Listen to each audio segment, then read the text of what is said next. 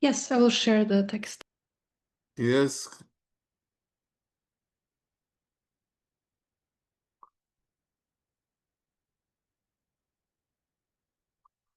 Okay, so we can start reading until Rav Meir will join.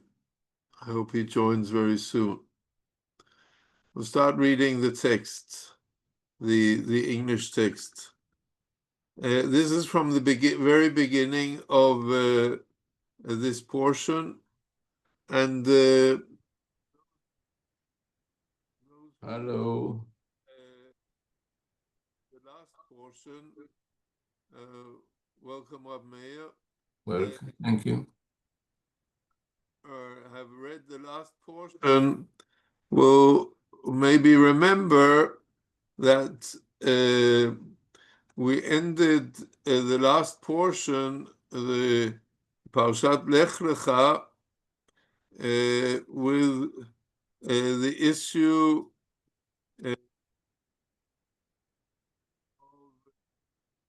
of Brit Milah. The Brit Milah of Avraham Avinu and his whole household. We don't hear you, Rabbi Michael. No, no. Oh, we have this problem again. Oh, it's very bad.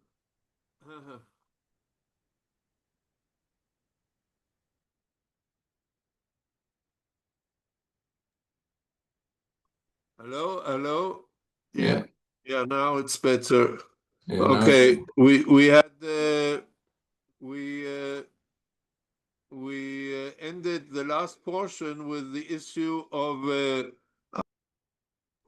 getting the Brit Milah, the circumcision.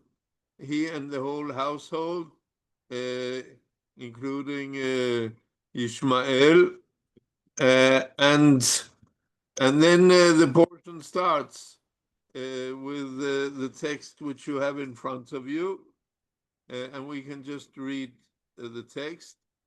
Hashem appeared to him by the terebinths, whatever that is, which is it's trees, some kind of trees of Mamre, and he was sitting at the entrance of the tent as the day grew hot.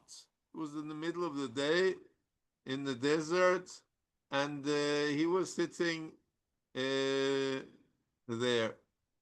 And looking up, he saw three figures standing near him. Perceiving this, he ran from, now he was a very old man, far over 90 years old. And he saw three figures standing near him. Perceiving this, he ran from the entrance of the tent to greet them. And bowing down to the ground, he said, "My lords, if it please you, do not go on past your servants, past your servants. Let a little water be brought, bathe your feet, and recline under the tree. And let me fetch a morsel of bread, that you may refresh yourselves, and then go on, seeing that you have come your servant's way." And they replied, "Do as you have said." They agreed to what he offered them, to stop and to refresh themselves and to eat then a meal there.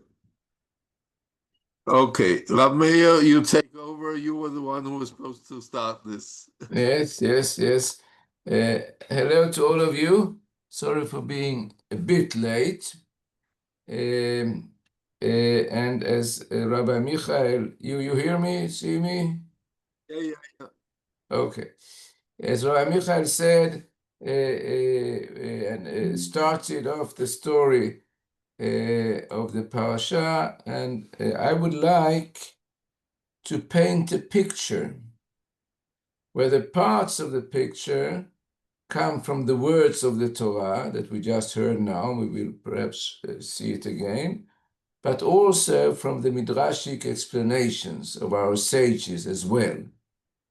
So, as we just heard in the beginning of our parasha, Abraham sits in front of his tent. He's 99 years old, and he's just went through circumcision, the Brit Milah. And sitting there, he experiences a revelation of the Almighty. And it's a very hot day, and 3 men are approaching him. And if you don't mind, I just would like again to read what Rav Micha just read. And then it says, Hashem appeared to him by the terebinth of Mamre, and he was sitting at the entrance of the tent as the day grew hot. An old man, 99 years old, he's not well, and there he sits. Looking up, he saw 3 figures standing near him. Perceiving this, he ran from the entrance of the tent to greet them, bowing down to the ground, and he said, My lords, if it please you, do not go on past your servant, but remain here. Let a little water be brought, bathe your feet, and recline under the tree, and so on and so on. And then he serves them. And these are the words of the Torah. This text, there are a few things that trouble Rashi, our great commentator. Rashi, who lived 1,000 years ago. And the 3 problems, I think, that he deals with, that we're going to deal with as well, is that in the Hebrew text, it says, Vayomar Adonai imna matzati chaim be'enecha. Now, in the text just read, it's translated, My lords, if it please you, do not go on past your servant. My lords is in the plural. And in Hebrew, the rest of the sentence is in the singular. Here is one problem. My lords, it should continue also in the plural. That's one thing that Rashi sort of pays attention to. And another problem or question is the word Adonai as such. Abraham says, Adonai, and then he goes on, if it please you, and so on. And Adonai in Hebrew can mean my lords, and that's how the translator here has translated it. But it could also be a name of Hashem, as we use very often in our prayers. And what is the word here? And so the first thing is the plural and the singular. The second thing is how to understand this word. And thirdly, what happens to the revelation? It starts off by saying that Hashem comes and reveals himself, and he sort of visits Abraham. And then it says that Abraham sees these 3 men and he takes care of them. But what happened with Hashem's meeting with him? Okay, so these are more or less the 3 things that I think Rashi thought about. And after that, let's see what Rashi suggests. Do we have Rashi on the? Yeah. Yes, we have. Okay. So Rashi says the following. He addressed himself to the chief of them. There are 3 men coming, and Rashi says he turns to the one who is in charge, the important one of them, calling them all my lords. He does say in the plural, my lords, Adonai in bracket, may mean my lords, yes. And he turns to this one person, but he sort of says to all of them, my lords. Whilst to their chief, he said, do not, I pray, pass away. And this is said in the singular. if you didn't understand this clearly, it's not so important, but that's what he speaks about. He tries to solve this problem. For he knew that if he would not pass by the important one of them, his companions would certainly remain with him. And in this explanation, says Rashi, the word Adonai has a profane sense, does not refer to Hashem being merely a term of address, sirs. So let's start again. Abraham sits there, Hashem reveals himself, 3 men are coming along, and Abraham turns to them and say, Adonai, my lords. And then he says, please don't continue, stay here and I can give you food and you can rest here. That's the first explanation of Rashi. The second one is, another explanation is, says Rashi, that the word is holy. That is, it is Kodesh. It is referring to Hashem. It's his name. And then Rashi ends, or the quotation here, he asked Hashem to wait for him whilst he ran and invited the travelers. That is, the words in the verse saying, my lords, please wait here, are not turning to the 3 persons, but that is Abraham who turns to Hashem. And he sort of says to Hashem, yes, you came to me, a revelation, but please wait. I want to deal with these guests first, and afterwards I will sort of return to you. And this is what that, and then Rashi actually solves the problem of what happened with God's revelation. Yes, Abraham turns to him and he says, yes, I see that you've come, but please wait. I want to deal with the guests. And it also solves the problem with the plural and the singular, because it's all singular. This name, this is not sirs, but it's the name of Hashem. And he says, Hashem, please wait. But okay, so now we are going to take this second explanation. We shall use this in our picture. We have the picture. We have an old man, 99 years old, just after the Brit Milah. Hashem reveals himself to Abraham, and Abraham says, and he sees Abraham, these 3 men, and he says to Hashem, please wait. Now, we haven't finished the picture yet, but I would like to show you how the Talmud, which is apparently the source of Rashi, gives this idea of Abraham telling Hashem, please wait. And I know if you have the text of the we have the text here. Yes. Of the Gemara, nachon? Yes. Yes. Yes. Rav Yehuda said that Rav said, on a related note, what do you say? The text here is the Talmud text with a few explanations, but I read it all. Hospitality, well, this is what Rav Yehuda says in the name of Rav. Hospitality toward guests is greater than receiving the divine presence. Gdola hachnasat orchim miakpalat pnei hashchina. That's the Hebrew word for it. As, how do I know that? When Abraham invited his guests, it is written, and he said, Hashem, that is Kodesh, that is the holy name. If now I have found favor in your sight, please pass not from your servant. Abraham requested that God, the divine presence, wait for him while he tended to his guests appropriately. Rabbi Elazar said, he remarks on this, come and see the attributes of the Holy One, blessed be he. It's not like that of flesh and blood. The attribute of flesh and blood people is such, oh, very good, that a less significant person is unable to say to a more significant person, wait until I come to you.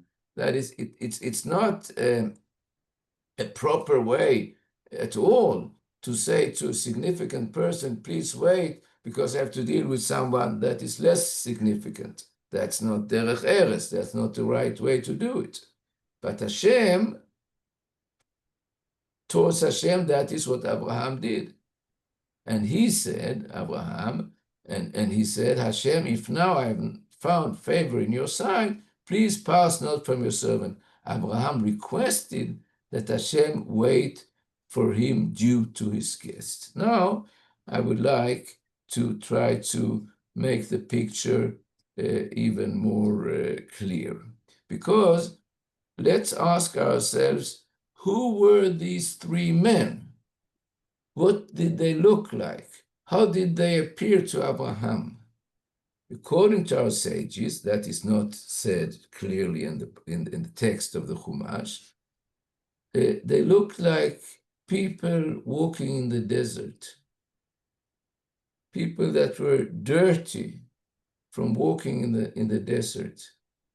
And Abraham asks them to wash their feet, as we read in the text beforehand, that they should bathe their feet. Why? And we could say because they were dirty, but our sages have another saying here, because they were the lowest form of paganism. They worshipped the dust on their feet. That was their God. And Abraham didn't want to take such a thing in his house, so asks them to clean their feet. And now let's see the whole picture again. That is, an old man who had a painful operation of Brit Milah on a very hot day, which could be very hot in the desert. On a very hot day, sits, and Abraham, who is the revolutionary believer in the one God, that's his great ideal. And now Hashem meets with him. And then Abraham sees three men walking in the desert, people who worship the dust on their feet, and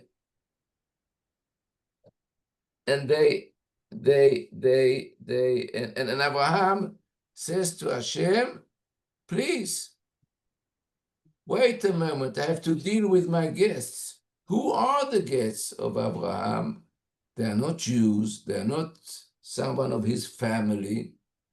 They are people who worship the dust of their feet. That is the picture I wanted to show you. And then let's ask ourselves, so what did our sages wanted to say? If you sort of meet with Hashem,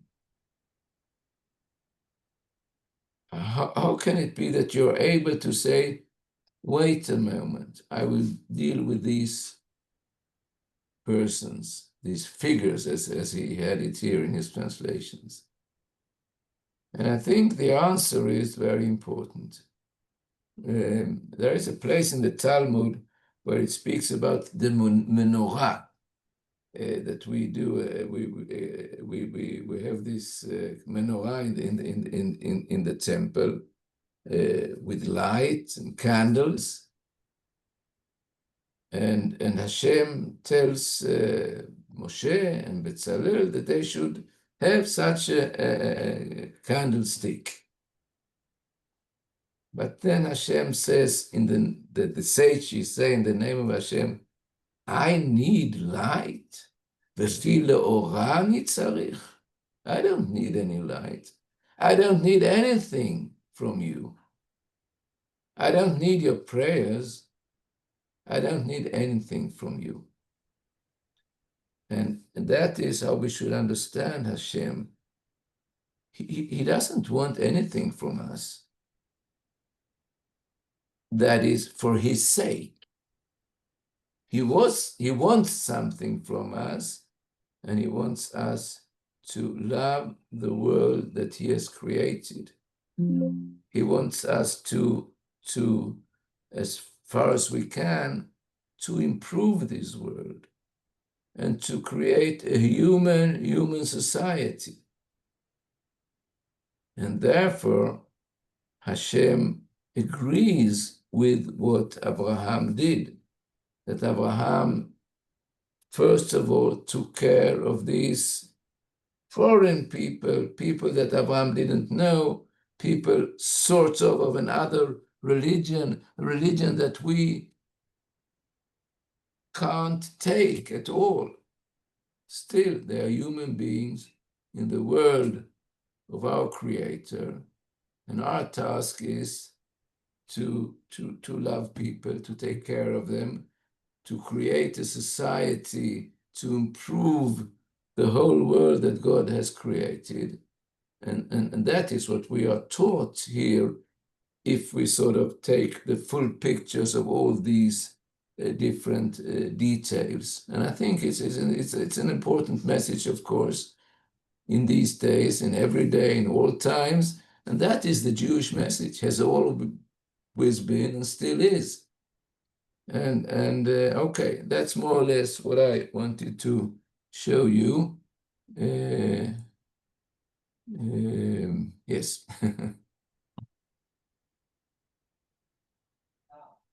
I finished. Well, you said more or less the most important things. So about this portion, what we agreed to talk about, I want to stress maybe a couple of points here. You can say that Rashi, according to the Midrash, also in the Talmud, that it's a very nice Midrash. Midrash, the Midrash is, the Midrash is not the actual meaning of the text. The Midrash is a Midrash. Is something you want to, because you want to stress something like when you come in the synagogue and you hear the rabbi give a sermon, or so the rabbis of the Talmud, this was what they did. They gave sermons according to what they thought was important, and they learned it from a question they had in the text. And so it wasn't necessarily the literal meaning of the text, but it was an explanation they gave, which, because they thought that it was an important moral lesson to be taught, which also could explain something, a real question they had in the text. But I want to,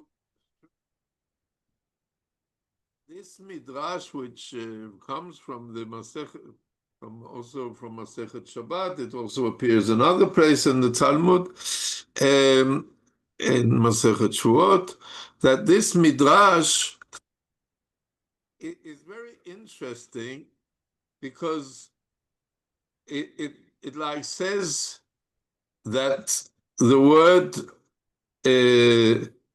Adonai here is like when we write in Hebrew Yud Kei Vav Kei sense, while we usually say it in a profane sense, that it's the gentlemen, the lords, that here the Midrash says it in a holy sense. And because it says that Abraham says to God that if I found favor in your eyes, please wait please wait here while I take care of the Bedouins who are coming. And the question is, Rashi, who does bring sometimes the Midrash, question is, does he have any basis for accepting this Midrash?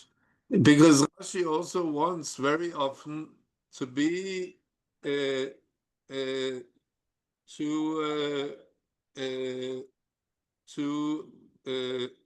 connect himself to the meaning of the text. He does this, and therefore I thought about this, and if you continue in the text, which you don't have in front of you, but if we read further in the text, then we see that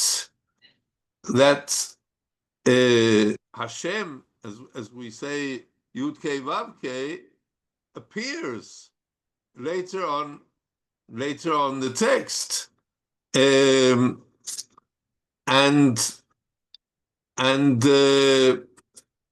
in Yud Kei Vav Kei, so that we see that actually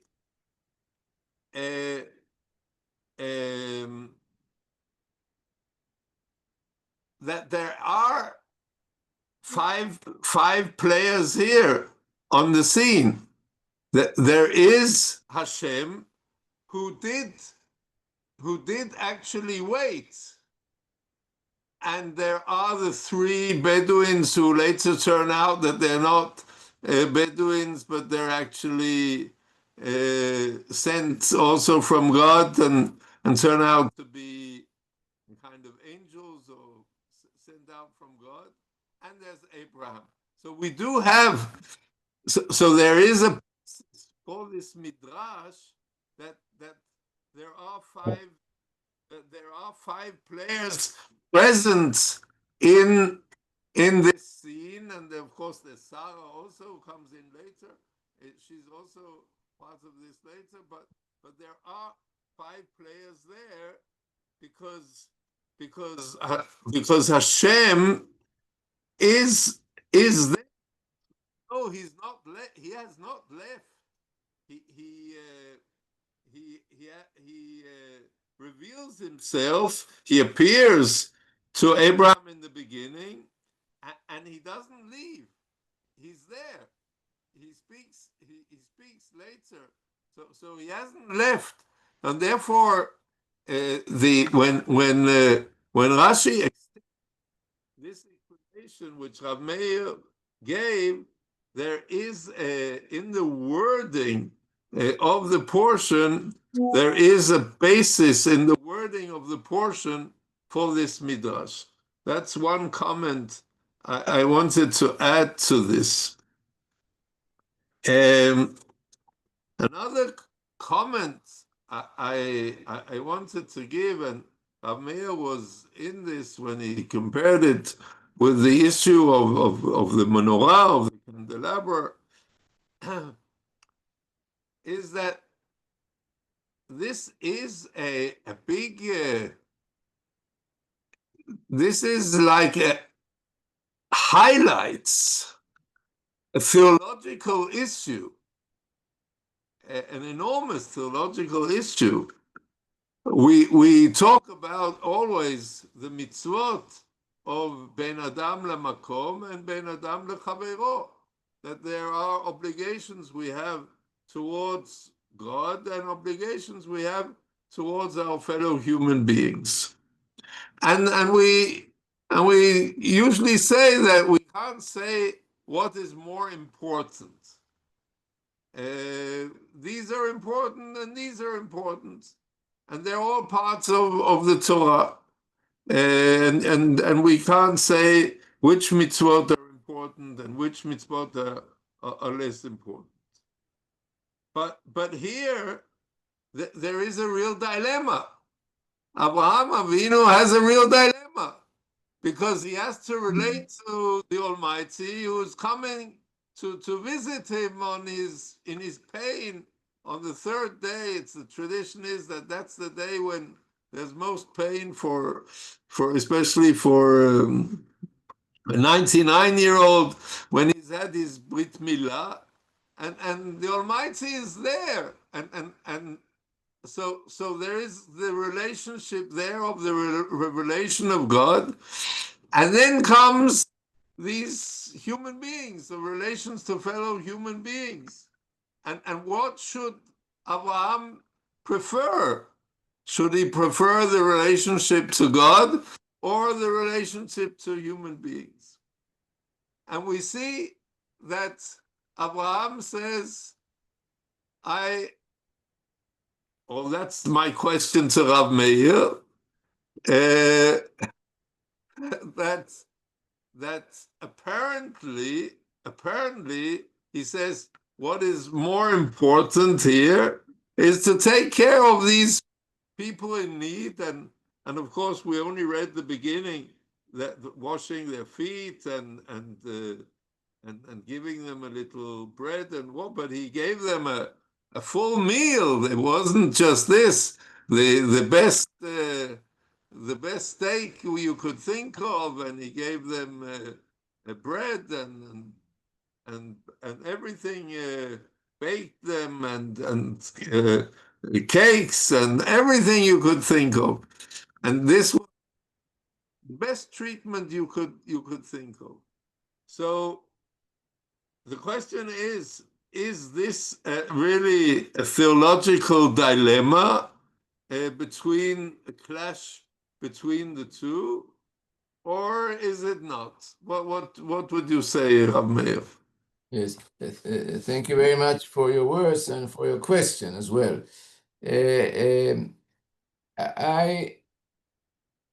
I am of the opinion, as I start like this. I never had the opportunity to be a student of Rav Yehuda Mital, Zichrono Livracha.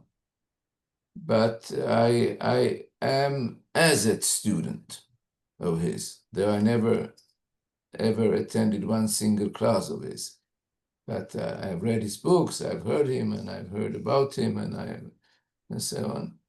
And he says clearly, he finds one of our great rabbis in the Middle Ages, Rabbeinu Asher Rosh, in the 14th, 13th, 14th century, and he finds a place deep inside where he understands that the Rosh says that from here, I don't want to get into it, from here we can see that mitzvot between man and his fellow man is greater than the mitzvot between man and Hashem. And we have to take care here, because of course we have to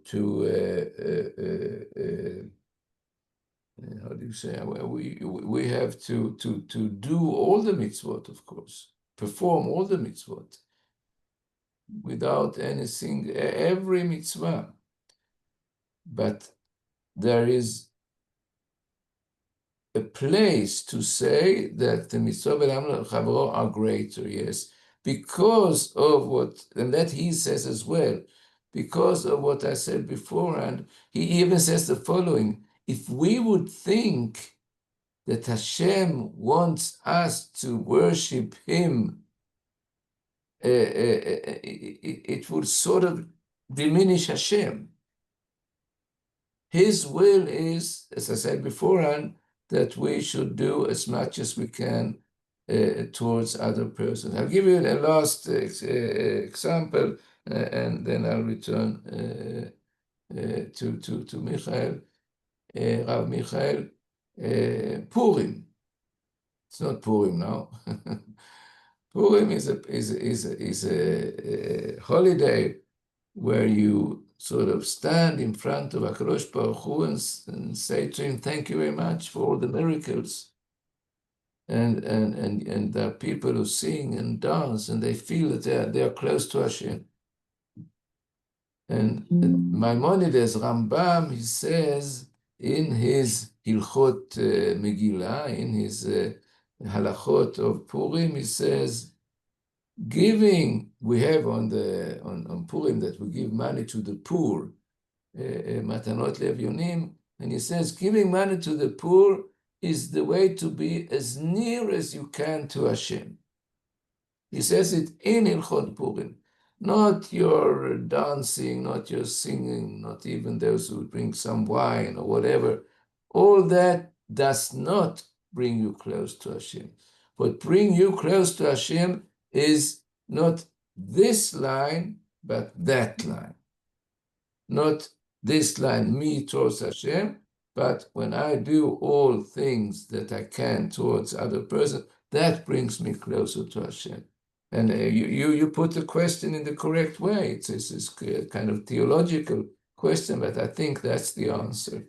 That mitzvot be'elam l'chavro are of more importance than be'elam l'makom. Okay, so you can say that this follows up. We don't hear you, Rabbi Michal, and that's a pity. Have a certain problem.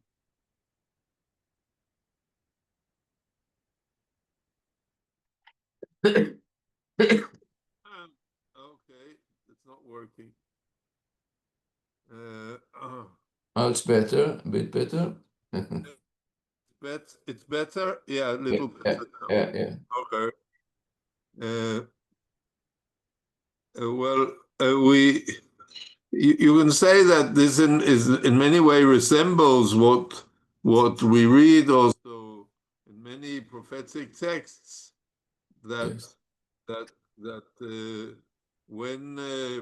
that if we don't treat those who need, the widow, the orphans, the strangers, if we don't treat them properly, then God does not want our fasting on Yom Kippur or our sacrifices or even our Shabbat and Moed and our holidays and so on, which means that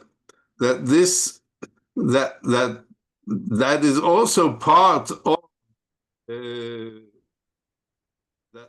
that this is what God, there is a priority clearly also in this, that this is, there's a dissonance. You can't be a person who is a full Jew if you don't fulfill those basic mitzvot which relate to other human beings by being extra strict with in your relationship to God. And I think that this also comes in expression in a very, very famous Talmud story, which is maybe one of the most famous Talmud story, also in Masechet Shabbat, in page 31 in Masechet Shabbat, where you have somebody who wants to convert to Judaism and ask Hillel if he can tell the whole Torah standing on one leg, and he says something very, very surprising, and he says you should not do to the other what you hate that the other should do to you. That's not so surprising, but he says that is the whole Torah, and then you should go and learn the rest from that. But it's surprising in the sense that he says that's the whole Torah. What about, you can't learn from that the laws of fasting on Yom Kippur or eating matzah on Pesach or building a sukkah. You can't learn from that. Now, how can he say that's the whole Torah and everything you should, all the rest are interpretations to that? It's not an interpretation to that. Very difficult to explain that. And Rashi there on the spot is gets into a very difficult explanation to get out of that. And Rashi says in his interpretation there that you should not hate what the other to do to the other is hating what you do to God, towards God. That's what this expression means. In order to include in this way also the mitzvot between man and God, which obviously is not the simple meaning of this expression in the Talmud. And it's really a revolutionary expression which Hillel comes up with, but also confirms what Rav Meir says and what this story in the Torah tells us, that Avraham Avinu, he says this to God comes and visits.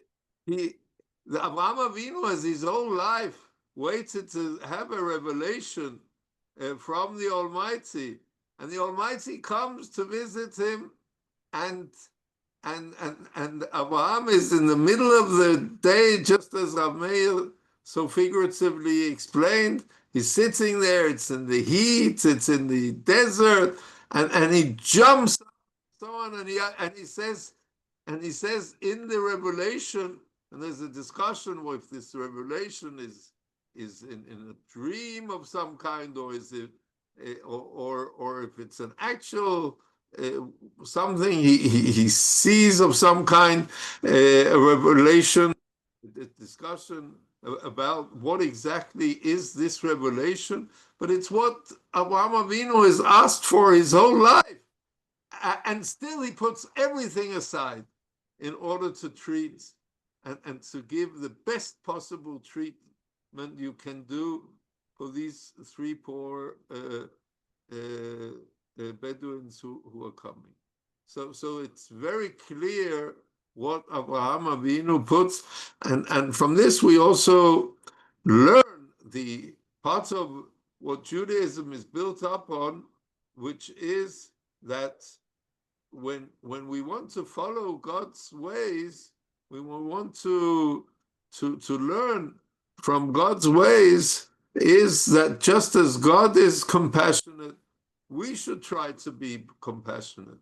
That this is how we are created in God's image, is that we do what Hashem wants us, that He is Rachum, and therefore we are Rachum. He is merciful, He is compassionate, and therefore we should be merciful and compassionate. And this is what Hashem expects from us.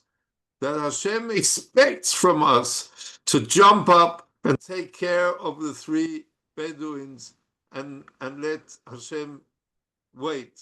This is what Hashem wants from us, demands from us. Very good. I'd like to ask you a question, if you don't mind. If I mind, then my microphone won't work. Okay. These are great ideas. These are ideas of Judaism. These are ideas of ours. But the cynical person might come along and say, listen, the world is evil and ugly, and people are full of lie. And so what's the meaning of all this? We stress that this is Judaism. We should stress it. That is what we want. But what can we do with this?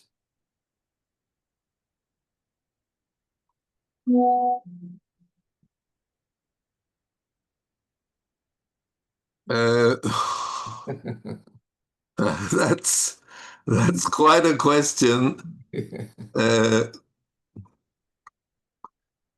How about what you feel? First of all, I'll tell us a story which I heard from a very good friend. But we don't hear it now. Yeah, okay. You're not hearing?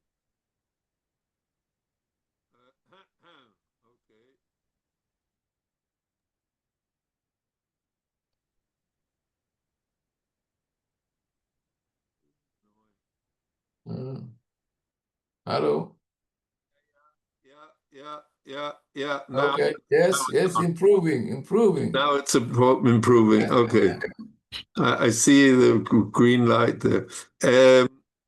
It's I heard from my friend Elie Wiesel, Zichron Livracha, when we sometimes discuss this, especially on the background of his being a survivor from Auschwitz-Birkenau, and where he saw the worst of what human beings, the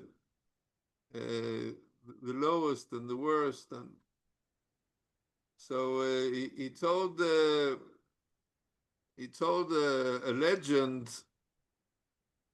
of which has to do with what we are reading here.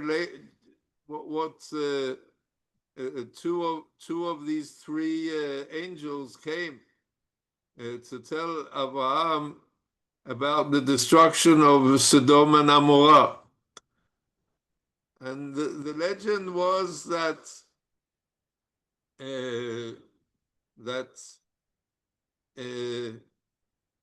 there was this man who was demonstrating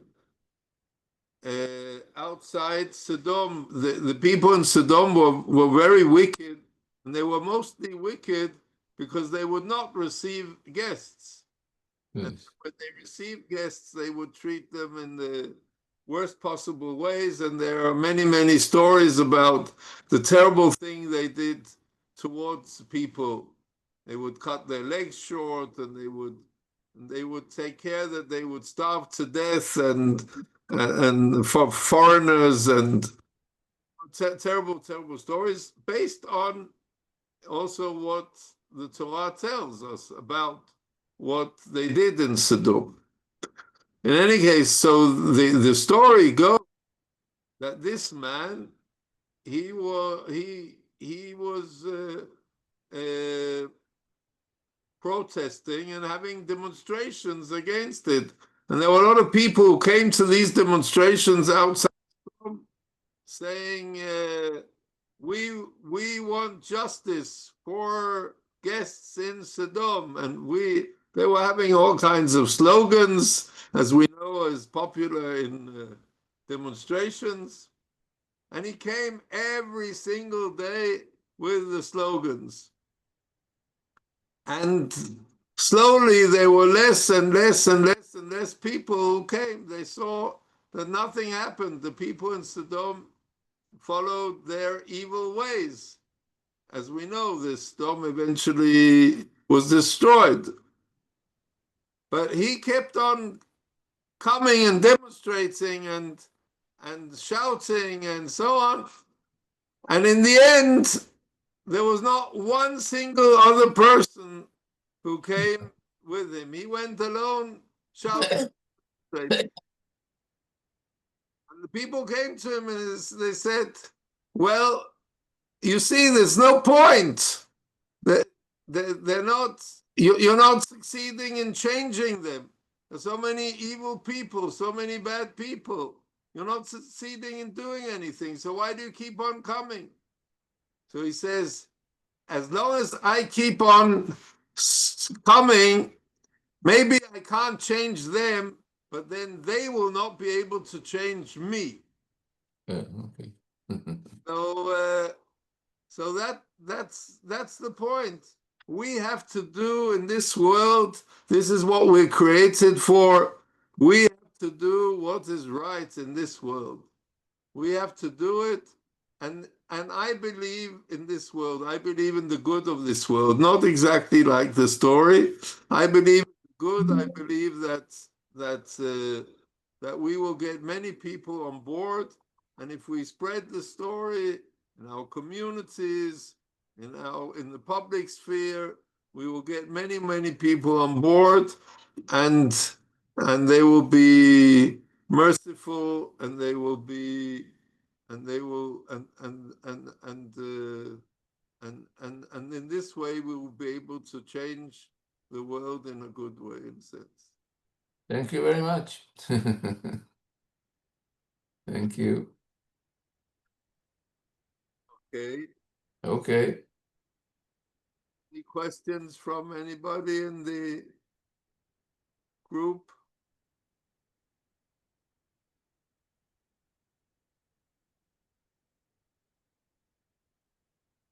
Any chat? No. No, the chat, there was. No. Oh, no. Okay. Yeah, Okay. that's important. But okay. So thank you all for joining and for listening, and for the most of you for staying on. And next week we'll continue with Parshat Chayei Sarah. Very good. And Shabbat Shalom. We will all come to the demonstration next week. Thank you very much, all of you.